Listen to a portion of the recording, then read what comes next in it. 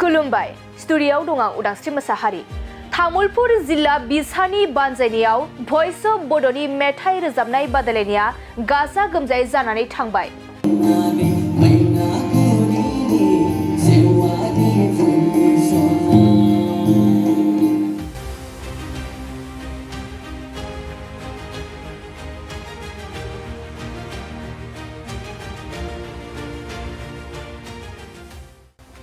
दासान्दि मोनफ्रोमबो जिल्ला बिसाखौ मेथाइ रोजाबनाय बादायलायनाय आयदा खुंनायखौ नुनो मोन्दों।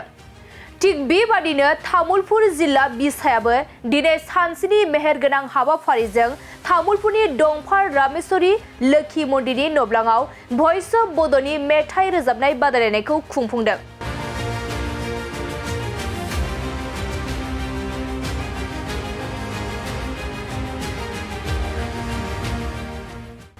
बे मेथाइ रोजाबनाय बादायलायनायाव सेथियाव कामेश्वर नार्जारी आरो नैथियाव रनिमा दैमारी बिथांमोना देरहागिरि महरै सायख'जायो।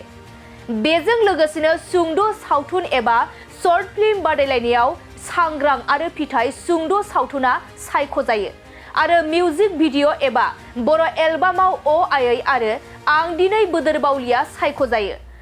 तामुलपुर जिल्ला बिसानि बादायलायनायाव जाय मेथाइ रोजाबगिरि आरो सुंद' सावथुन बादायलायनायाव आरो मिउजिक भिडिअ बानायनायाव सायख'जाबाय बिथांमोना बोहैथि नभेम्बर दाननि 25 खालाराव गुवाहाटीनि श्रीमन्त शंकरदेव कलाक्षेत्रआव खुंफुंजानो गोनां मिरु बिसानि 6थि बर' फिल्म एवार्ड सेरेमनिजों लोगोसे खुंफुंजानाय जोबथा बादायलायनायाव बाहागो लाहैबावगोन। गिबियावनो खुलुमनानै बरायनाय थाबाय। दिनैनि बे मेगा अडिशनावहाय बाहागो लानानै गोसोखौ गोजोननाय मोन्दों जोबोरैनो। बियो आंनि नैथि खेब बाहागो लानाय।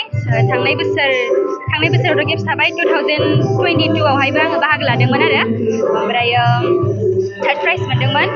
ओमफ्राय बिराद मोजां मोन्दों। एबारबो गोबां माने मोजां आर्टिस्टफोरा रोजाबगिरिफोरा रोजाबगासिनो दङ। बिथांमोनखौ लोगो मोननानै गोसोखौ जेन माबा मोनसे एक्सपिरियेन्स मोन्दों, बिथांमोननिफ्राय सोलोंनो हादों, बेनिखाय जोबोद गोजोननाय मोन्दों आरो।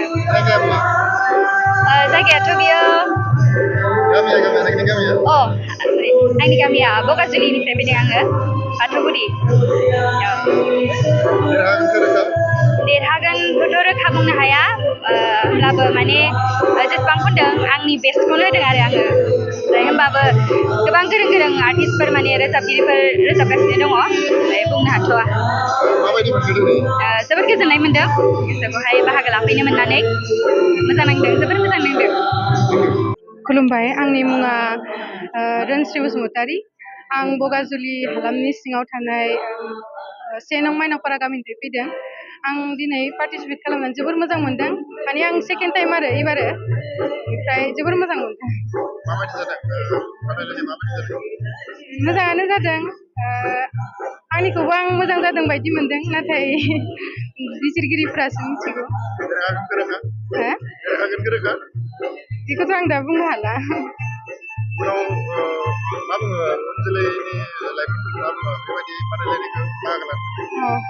जाहाथे जेनेबा देरहायै बेथ' थाखायो नालाय, गासैबो जेनेबा मोजाङै सोलोंनानै पार्टिसिपेट खालामफैबा देरहानाया खाथां आरो। आं बर', हिन्दी, एसामिस बे मोनथामखौ।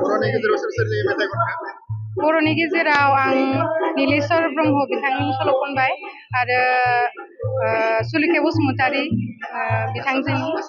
एसामिसआ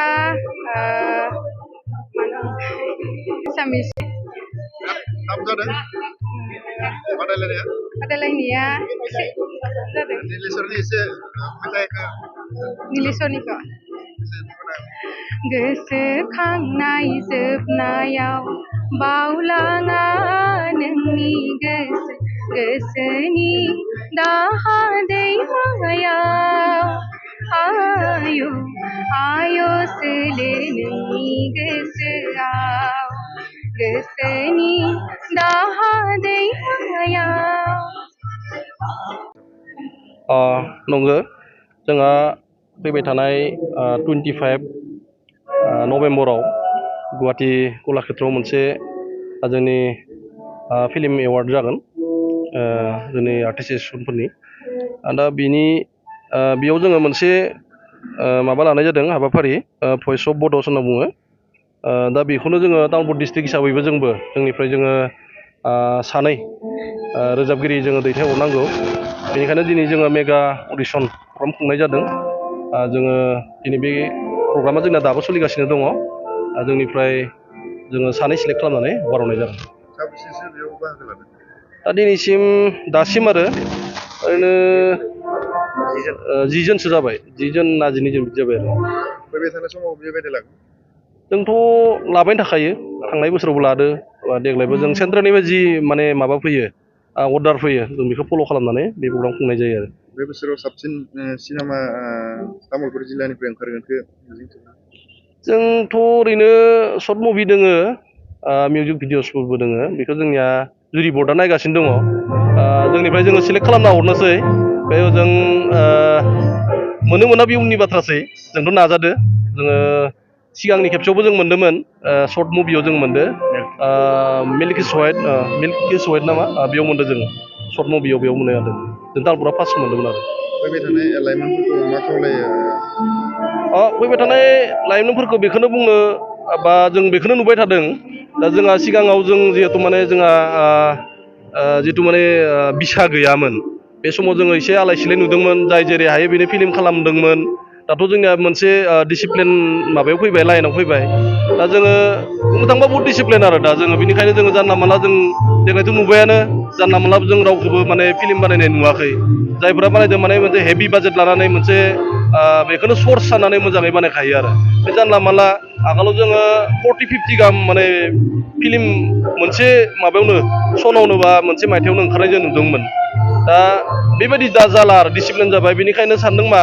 फैबाय थानाय लाइमोनफोराबो माने बिदिनो बाहागो लानानै बा जोंखौ सापर्ट होनानै इयुनफोरावबो बिदिनो गावबा गावनो जौगालांगोन बेखौ जों मिजिंथिदों आरो दिनै जों नुबाय गोबां गोदान माने रोजाबगिरिफोराबो बाहागो लाफैदों मोजाङानो जादों मोजां मोनदों बिदिनो गासैबो फैगोन होननानै जों आसा खालामदों आरो जोबोद मोजां मोनदों जोङो सप्तासेनिफ्राय मिथिनो मोनदों बे माबाखौ कृष्ण सेक्रेटारिया जोंनो खिन्थानायखाय जोंबो रेडि जाना फैदों बेयाव जोबोद टाफ कम्पिटिसनखौनो मोनदों कम्पिटिटरफोरखौ लोगो मोनदों एक्सेबार कारेक्ट होननाय जायो गासैखौबो मा जायगानिफ्राय बाहागो लादों मा गामिनिफ्राय बाहागो आङो नागाजुलि खात्रबारिनिफ्राय फैदों बाहागो लानो मा मा मेथाइ खननानै देखायनो गोनां बेयाव जोंहा फार्स्टआव निजा चइस थाहैबाय निजा चइसआव गावबा गावनि जायखौ मोजां मोनो बेखौ रोजाबबाय बेनि उनाव फक संखौ नागिरनाय जादों ओमफ्राय बेनि उनाव जोंहा आदार लेंगुवेजाव जेरै हिन्दी हक एसामिस हक